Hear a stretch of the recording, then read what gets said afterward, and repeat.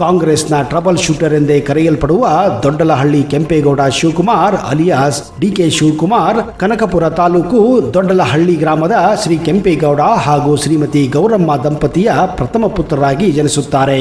DK Shivakumar ಹುಟ್ಟಿದ್ದು ಮೇ 15, 1962ರಂದು.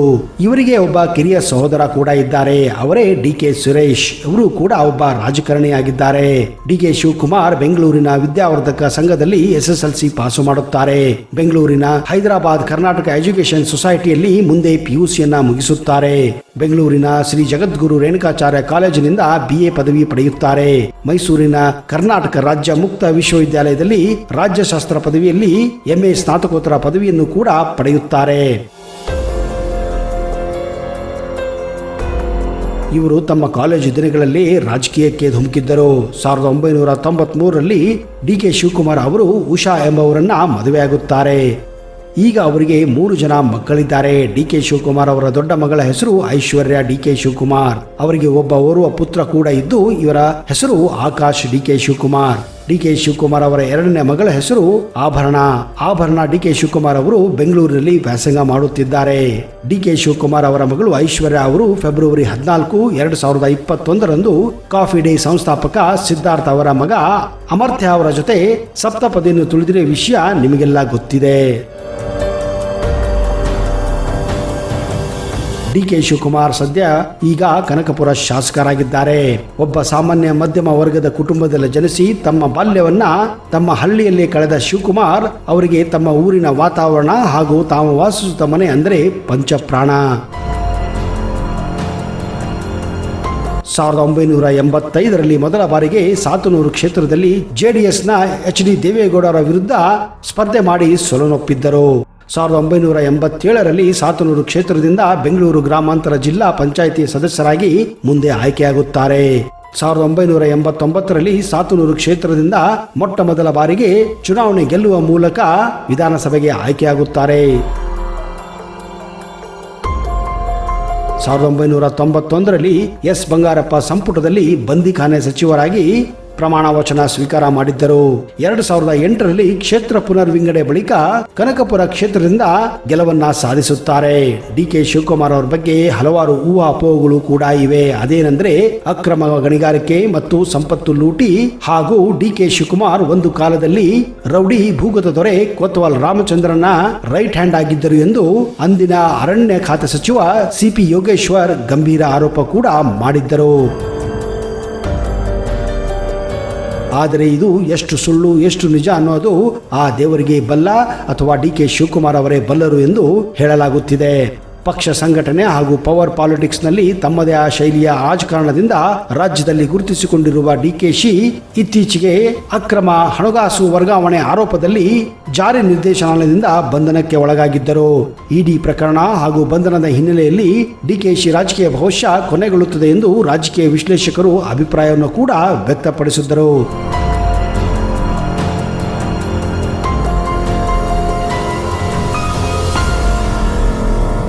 ಜಾಲಿ ನಿರ್ದೇಶನಾಲಯ ಅಂದರೆ ಇಡಿ ಮೊದಲ ಬಾರಿ ಇವರ ಮೇಲೆ ದಾಳಿ ಮಾಡಿದಾಗ ಸುಮಾರು 300 ಕೋಟಿಯಷ್ಟು ಬಹಿರಂಗಪಡಿಸಿದ ಆದಾಯವನ್ನ ವಶಪಡಿಸಿಕೊಳ್ಳಲಾಗಿತ್ತು.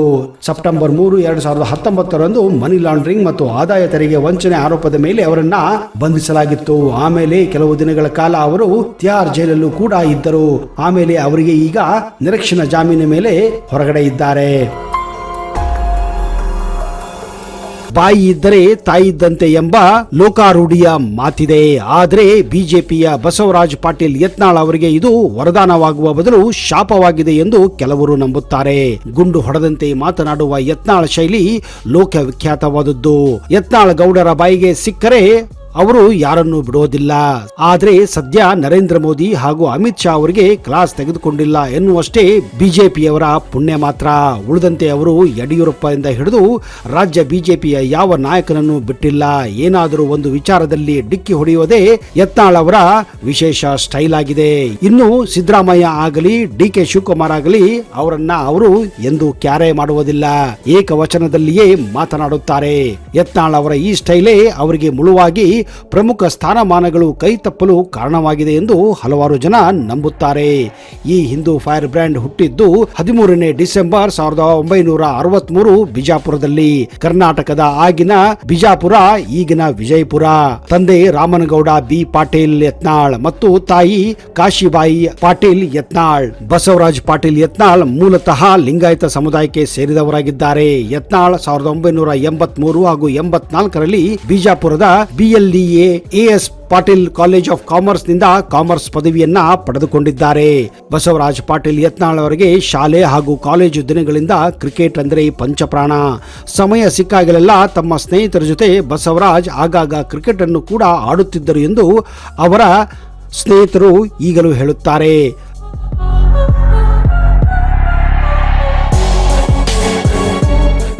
ಹಾಗೂ ಯಾವಾಗಲೂ ಟಿವಿಯಲ್ಲಿ ಮ್ಯಾಚ್ಗಳಿದ್ದರೆ ತಪ್ಪದೇ ಅವರು ಮನೆಗಳಿಗೆ ಹೋಗಿ ಕ್ರಿಕೆಟ್ ಅನ್ನ ನೋಡಿ ಎಂಜಾಯ್ ಮಾಡುತ್ತಿದ್ದರು. ಬಸವರಾಜ್ ಅವರಿಗೆ ಬೌಲಿಂಗ್ ನಲ್ಲಿ ಕಪಿಲ್ ದೇವ್ ಅಂದರೆ ಪಂಚಪ್ರಾಣ, ಹಾಗೆಯೇ ಬ್ಯಾಟಿಂಗ್ ನಲ್ಲಿ ಶ್ರೀಕಾಂತ್ ಅಂದರೆ ತುಂಬಾನೇ ಖುಷಿಯಂತೆ. ಯಾಕಂದ್ರೆ ಪಾಟೀಲರಿಗೆ ತಮ್ಮ ಶತ್ರುಗಳನ್ನ ತಮ್ಮ ಮುಂದೆ ಬಂದರೆ ಚಚ್ಚಬೇಕು ಎನ್ನುವ ಹಂಬಲ ಯಾವಾಗಲೂ ಇರುತ್ತದೆ. ಇದೇ ಕಾರಣ ಶ್ರೀಕಾಂತ್ ಅವರ ಬ್ಯಾಟಿಂಗ್ ಕೂಡ ತಮ್ಮ ಎದುರಾಳಿ ಬೌಲರ್ಗಳನ್ನ ಧೂಳೆಬ್ಬಿಸುತ್ತಿದ್ದರು. ಇದೇ ಕಾರಣ ಶ್ರೀಕಾಂತ್ ಅವರು ಅವರ ಮೆಚ್ಚಿನ ಬ್ಯಾಟ್ಸ್ಮನ್ ಆಗಿದ್ದರು. ಬಸವರಾಜ್ ಕಾಲೇಜು ದಿನಗಳಲ್ಲಿ ಆಗಾಗ ಕನ್ನಡ ಹಾಗೂ ಹಿಂದಿ ಸಿನಿಮಾ ಹುಚ್ಚು ಕೂಡ ಇತ್ತು. ಅದರಲ್ಲೂ ಅಂಬರೀಷ್, ರಾಜ್ಕುಮಾರ್, ವಿಷ್ಣುವರ್ಧನ್ ಸಿನಿಮಾ ಅಂದ್ರೆ ಅವರಿಗೆ ತುಂಬಾನೇ ಇಷ್ಟ. ಅದರಲ್ಲೂ ಅಂಬರೀಷ್ ನಟನೆಯ ಚಕ್ರವ್ಯೂಹ ಸಿನಿಮಾ ಅಂದ್ರೆ ಅವರಿಗೆ ತುಂಬಾನೇ ಇಷ್ಟ ಆಗಿತ್ತು.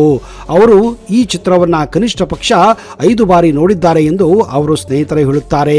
ಈ ಸಿನಿಮಾದಲ್ಲಿ ಪೊಲೀಸರು ಹಾಗೂ ರಾಜಕೀಯ ವ್ಯಕ್ತಿಗಳ ನಡುವೆ ಇದ್ದ ಘರ್ಷಣೆಯ ಕಥಾವಸ್ತುವಾಗಿತ್ತು. ಪಾಟೀಲರಿಗೆ ಶಾಲಾ ಕಾಲೇಜು ದಿನಗಳಿಂದ ರಾಜಕೀಯ, ಪೊಲೀಸು ಅಂದ್ರೆ ಹೆಚ್ಚಿನ ಒಲವಿತ್ತೆಂದು ಈ ಮೂಲಕ ಗೊತ್ತಾಗುತ್ತದೆ. ಬಸವರಾಜ್ ಪಾಟೀಲ್ ಎತ್ತರ ಹಾಗೂ ದಷ್ಟಪುಷ್ಟ ಶರೀರವನ್ನು ಹೊಂದಿರುವ ವ್ಯಕ್ತಿತ್ವ. ಯಾವ ಹುಡುಗಿಯರು ಇವರನ್ನು ನೋಡಿದರೆ ಪ್ರೀತಿಯಲ್ಲಿ ಬೀಳುವಂತಹ ಪರ್ಸನಾಲಿಟಿ ಅವರಿಗೆ ಕಾಲೇಜು ದಿನಗಳಲ್ಲಿತ್ತು. ಆದ್ರೆ ವಿಚಿತ್ರ ಏನಂದ್ರೆ ಬಸವರಾಜ್ ಪಾಟೀಲ್ಗೆ ಹುಡುಗಿಯರಂದ್ರೆ ಅಷ್ಟಕ್ಕಷ್ಟೇ. ಹುಡುಗಿಯರನ್ನ ಕಂಡ್ರೆ ಅವರು 1 ಮೈಲು ದೂರ ಇರುತ್ತಿದ್ದರು. ಒಮ್ಮೆ ಇವರ ಕಾಲೇಜಿನ ಸಂದರ್ಭದಲ್ಲಿ ಒಬ್ಬ ಹುಡುಗಿ ಧೈರ್ಯ ಮಾಡಿ ಇವರನ್ನ ಅಪ್ರೋಚ್ ಮಾಡಿ ಗುಲಾಬಿ ಹೂ ಕೊಡಲು ಮುಂದೆ ಬಂದಿದ್ದಳು. ಈ ವಿಷಯ ಗೊತ್ತಾಗುತ್ತಿದ್ದ ಹಾಗೆ ಬಸವರಾಜ್ ಅಲ್ಲಿಂದ ದೂರ ಓಡೋಗಿದ್ದರು ಎಂದು ಅವರ ಸ್ನೇಹಿತರು ಹೇಳುತ್ತಾರೆ. ಮುಂದೆ ಅವರು ತಮ್ಮ ತಂದೆ ತಾಯಿ ಇಚ್ಛೆಯಂತೆ ಶೈಲಜಾ ಅವರನ್ನ ಮದುವೆಯಾಗುತ್ತಾರೆ. ಈಗ ಅವರಿಗೆ 2 ಪುತ್ರರು ಕೂಡ ಇದ್ದಾರೆ.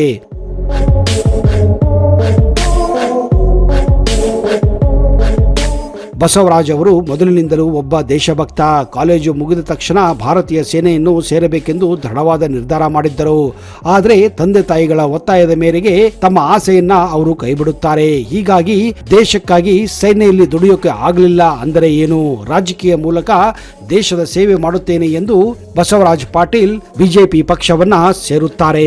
ಒಬ್ಬ ಸಾಮಾನ್ಯ ಕಾರ್ಯಕರ್ತನಾಗಿ ಬಿಜೆಪಿ ಸೇರಿದ ಯತ್ನಾಳ್ 1990ರಲ್ಲಿ ಬಿಜಾಪುರ ಜಿಲ್ಲೆಯ ಬಿಜೆಪಿ ಅಧ್ಯಕ್ಷರಾಗಿ ಆಯ್ಕೆಗೊಳ್ಳುತ್ತಾರೆ.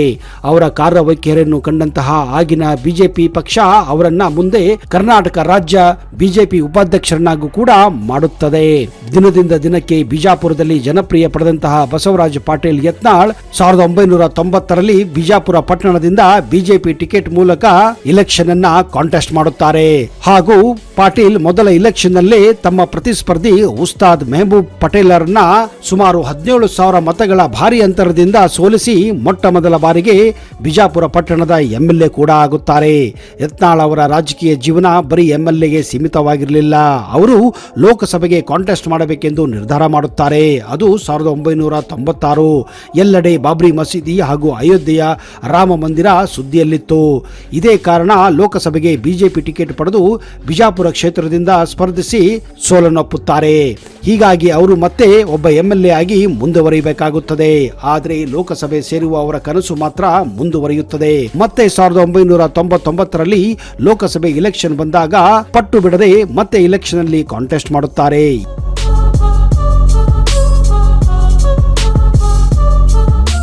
ಈ ಬಾರಿ ಒಳ್ಳೆಯ ಓಟು ಗಳಿಸಿ ಮೊದಲ ಬಾರಿಗೆ ಎಂಪಿ ಕೂಡ ಆಗುತ್ತಾರೆ. ಅಷ್ಟೇ ಅಲ್ಲದೆ ಬಿಜಾಪುರ ಸಲುವಾಗಿ ಲೋಕಸಭೆಯಲ್ಲಿ ಹಲವಾರು ಭಾಷಣಗಳನ್ನು ಕೂಡ ಮಾಡುತ್ತಾರೆ. ಇವರ ಈ ಫೈರ್ ಬ್ರ್ಯಾಂಡ್ ಇಮೇಜ್ ಅನ್ನು ನೋಡಿದಂತಹ ಅಂದಿನ ಭಾರತದ ಪ್ರಧಾನಮಂತ್ರಿ ಅಟಲ್ ಬಿಹಾರಿ ವಾಜಪೇಯಿ ಅವರು ತುಂಬಾನೇ ಇಂಪ್ರೆಸ್ ಕೂಡ ಆಗುತ್ತಾರೆ. ಇದೇ ಕಾರಣ ಅವರನ್ನ ಮೊಟ್ಟ ಮೊದಲ ಬಾರಿಗೆ ರೈಲ್ವೆ ರಾಜ್ಯ ಮಂತ್ರಿಯಾಗಿ ನಿಯೋಜಿಸುತ್ತಾರೆ. ಮತ್ತೆ ಅವರು 2004ರಲ್ಲಿ ಭಾರತೀಯ ಸಾರ್ವತ್ರಿಕ ಚುನಾವಣೆಯಲ್ಲಿ ಲೋಕಸಭೆಗೆ ಮರು ಆಯ್ಕೆಯಾಗುತ್ತಾರೆ. ಆದರೆ 2009ರ ಭಾರತೀಯ ಸಾರ್ವತ್ರಿಕ ಚುನಾವಣೆಯಲ್ಲಿ ಭಾರತೀಯ ಜನತಾ ಪಕ್ಷದ ಪರವಾಗಿ ಸ್ಪರ್ಧಿಸಲು ಉಮೇದುವಾರಿಕೆಯನ್ನ ನಿರಾಕರಿಸುತ್ತಾರೆ. ಏಕೆಂದರೆ ವಿಜಯಪುರ ಕ್ಷೇತ್ರವು ಡಿಲಿಮಿಟೇಷನ್ ನಂತರ ಇದು ಎಸ್ಸಿ ಮೀಸಲಾಗಿತ್ತು. 2010ರಲ್ಲಿ ಬಿಜೆಪಿ ರಾಜಕೀಯ ಪಕ್ಷದಲ್ಲಿ ಒಳಜಗಳ ಉದ್ಭವಿಸಿ 2010ರಲ್ಲಿ ಅವರು ಜನತಾ ದಳ ಜಾತ್ಯತೀತವನ್ನ ಸೇರುತ್ತಾರೆ. 2013ರ ಕರ್ನಾಟಕ ವಿಧಾನಸಭಾ ಚುನಾವಣೆಯಲ್ಲಿ ಅವರು ಜನತಾ ದಳ ಜಾತ್ಯತೀತ ಅಭ್ಯರ್ಥಿಯಾಗಿ ಸ್ಪರ್ಧಿಸುತ್ತಾರೆ. ಆದರೆ ಅವರು ಬಿಜಾಪುರ ಕ್ಷೇತ್ರದಿಂದ ಚುನಾವಣೆಯಲ್ಲಿ ಸೋಲುತ್ತಾರೆ. ಅದೇ ವರ್ಷ ಜನತಾ ದಳ ಎಸ್ ನಿಂದ ರಾಜ್ಯಾಧ್ಯಕ್ಷ ಹುದ್ದೆಯನ್ನು ನಿರಾಕರಿಸಿದ ನಂತರ ಅವರು ಮತ್ತೆ ಭಾರತೀಯ ಜನತಾ ಪಕ್ಷಕ್ಕೆ ಮರು ಸೇರ್ಪಡೆಯಾಗುತ್ತಾರೆ. ಮುಂದೆ ಅವರು ರಾಜಕೀಯ ಜೀವನದಲ್ಲಿ ಹಲವಾರು ಏರುಪೇರುಗಳನ್ನು ಕೂಡ ಕಾಣುತ್ತಾರೆ. ಇದಕ್ಕೆ ಕಾರಣ ಅವರು ಯಡಿಯೂರಪ್ಪನವರ ಜೊತೆ ಹೊಂದಾಣಿಕೆಯ ರಾಜಕೀಯ ಮಾಡಲಿಲ್ಲ. ಇದೇ ಕಾರಣ ಅವರು ಬಿಜೆಪಿ ಪಕ್ಷದಿಂದ ಕೂಡ ಉಚ್ಚಾಟಿಸಲ್ಪಡುತ್ತಾರೆ. ತಮ್ಮವರ ವಿರುದ್ಧ ತಿರುಗಿ ಬೀಳುವುದು ಯತ್ನಾಳ್ ಅವರಿಗೆ ಏನು ಹೊಸದೇನಲ್ಲ. ಈ ಹಿಂದೆ ಅನಂತಕುಮಾರ್ ಅವರಿದ್ದ ಕಾಲದಿಂದಲೂ ಯಡಿಯೂರಪ್ಪ ವಿರುದ್ಧ ವಾಗ್ದಾಳಿ ನಡೆಸುತ್ತಿದ್ದರು.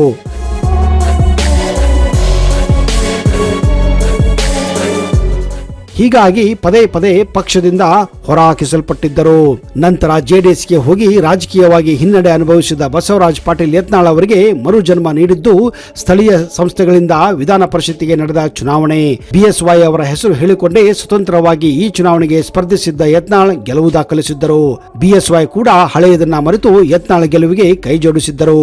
ಮತ್ತೆ 2018ರಲ್ಲಿ ಬಿಜೆಪಿ ಪಕ್ಷವನ್ನ ಸೇರಿಕೊಳ್ಳುತ್ತಾರೆ. ಅಂದಿನಿಂದ ಇಲ್ಲಿಯವರೆಗೆ ಬಿಜೆಪಿಯ ಫೈರ್ ಬ್ರ್ಯಾಂಡ್ ಆಗಿ ಬಸವರಾಜ ಪಾಟೀಲ್ ಯತ್ನಾಳ್ ಕರೆಯಲ್ಪಟ್ಟಿದ್ದಾರೆ. ನಿಜ ಹೇಳಬೇಕೆಂದರೆ ಕರ್ನಾಟಕದ ರಾಜಕೀಯದಲ್ಲಿ ಬಸವರಾಜ ಪಾಟೀಲ್ ಎಂದರೆ ಕೇವಲ ಸ್ವಪಕ್ಷೀಯವರಿಗೆ ಮಾತ್ರವಲ್ಲ, ವಿರೋಧ ಪಕ್ಷದವರು ಕೂಡ ಗಡಗಡನೆ ನಡುಗುತ್ತಾರೆ. ವಿಧಾನಸಭೆಯಲ್ಲಿ ಅವರ ಅಬ್ಬರದ ಭಾಷಣಗಳನ್ನು ಕೇಳಿದರೆ ಮೈ ಮನವೆಲ್ಲ ರೋಮಾಂಚನಗೊಳ್ಳುತ್ತದೆ. ಅಂತಹ ಒಬ್ಬ ದೇಶಭಕ್ತ ಈ ಬಸವರಾಜ ಪಾಟೀಲ್ ಯತ್ನಾಳ್. ನಿಜಕ್ಕೂ ನೀವು ಬಸವರಾಜ ಪಾಟೀಲ್ ಯತ್ನಾಳ್ ಅವರ ಅಭಿಮಾನಿಯಾಗಿದ್ದರೆ ಈ ವಿಡಿಯೋನ ಈಗಲೇ ಲೈಕ್ ಮಾಡಿ ಹಾಗೂ ನಿಮ್ಮೆಲ್ಲ ಸ್ನೇಹಿತರ ಜೊತೆ ಈ ವಿಡಿಯೋನ ಶೇರ್ ಮಾಡಿ. ಅವರ ಬಗ್ಗೆ ಇನ್ನಷ್ಟು ಮಾಹಿತಿಯನ್ನ ಬರುವ ದಿನಗಳಲ್ಲಿ ಮತ್ತಷ್ಟು ಕೊಡುತ್ತೇನೆ. ಅಲ್ಲಿಯವರೆಗೆ ಜೈ ಹಿಂದ್, ಜೈ ಕರ್ನಾಟಕ. ನಿಮಗೆಲ್ಲ ಶುಭವಾಗಲಿ.